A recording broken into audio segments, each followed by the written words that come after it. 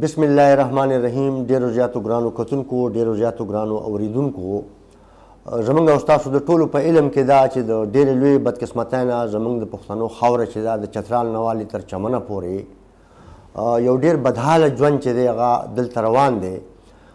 په نوي وخت کې که موږ وګورو د یو ای حکومت د طرف نه دا چې کومه بېدخلي روانه ده په مسلکي توګه باندې، د هغې عوامي نیشنل پارټۍ غندنه هم کړې ده. موږ یې ټول غندنه کوو او خواست کوو د یو ای حکومتونو ته چې هغوی دې په دې باندې نظرثاني هم وکړي، ځکه چې دا ټول پرامن خلک دی، دغلته یې ډېر وخت تېر کړی دی او کاروبارونه یې دي او جایدادونه یې دي، سرمایې یې دغلته لګولي دي، د خلکو روزګار دی دغلته.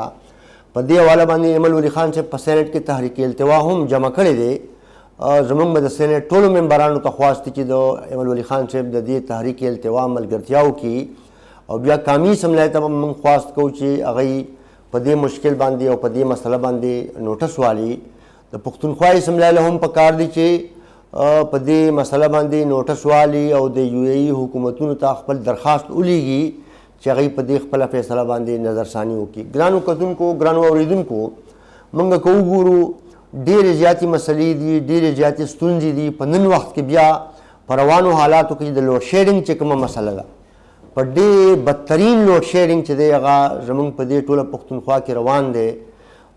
که موږ وګورو نو بیا کم ولټیج دی، ګرانه بجلي ده، د هغې په وجه باندې خلکو ته ډېر زیات مشکلات دي او خلک د یو ډېر لوی مشکل سره مخ دی. او بیا په دې ګرمۍ کې، په سخته ګرمۍ کې دا لوډ شیډینګ دومره سیوا شي چې یو خو د هغې شیډول ني او بله دا چې اړو پته یې نه لګي د بجلي بیخي داسې روکه شي ته به وایې چې اړو دلته بجلي شتی نه.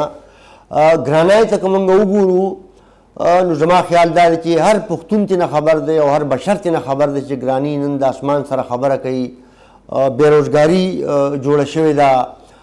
یو ډېر بد حال چې دی هغه په دې صوبه کې او د پښتنو په دې خاوره باندې روان دی. سرکاري ملازمینو ته که موږ وګورو نو هغوی ځان له په احتجاج دي او عوامي نمایندګانو ته که وګورو دا که د مقامي حکومتونو نمایندګان دي او دا که د صوبایي اسمبلی او د قومي اسمبلی نمایندګان دي، که د هغوی حالت ته موږ وګورو یا د هغوی کارګزارۍ ته موږ وګورو نو دغه هم د چا نه پناه نه ده.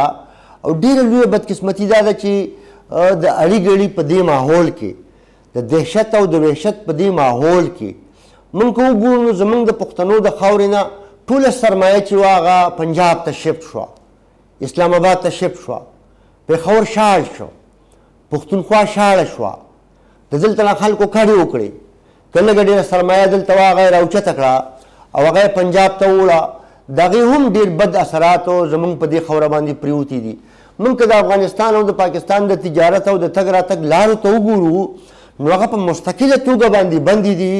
د دغې په وجه باندې هم په اقتصادي توګه باندې پښتنو لا د بندو لارو ملا ماته کړه، ګرانۍ وله ملا ماته کړه، بېروزګارۍ وله ملا ماته کړه، د بندو لارو وله ملا ماته کړه. زمونږ به حکومتونو ته خواست دي چې باید چې هغوی سنجیده شي. صوبایي حکومت له پکار دي چې د دې صوبې نمایندګي په ښه انداز کې وکړي او د دې غیر ضروري مصروفیاتو نه او د دې غیر ضروري جلسو نه او د دې جذباتي تقریرونو نه راوځي او زموږ د دې صوبې مسلو ته، مشکلاتو ته پام وکړي، توجه وکړي او د هغې حل راوباسي او په هغې مشکلاتو کې او په هغې ستونزو کې اسانتیا پیدا کړي او په هغې کې ارزانتیا پیدا کړي. عوامي نیشنل پارټي انشاءالله په میدان ولاړه ده. په هر فورم باندې به د خپل کام او د خپل خاورې وکالت چې دی دا به ټول جاري ساتو. ستاسو د ټولو ډېره زیاته مینه او ډېره زیاته مننه.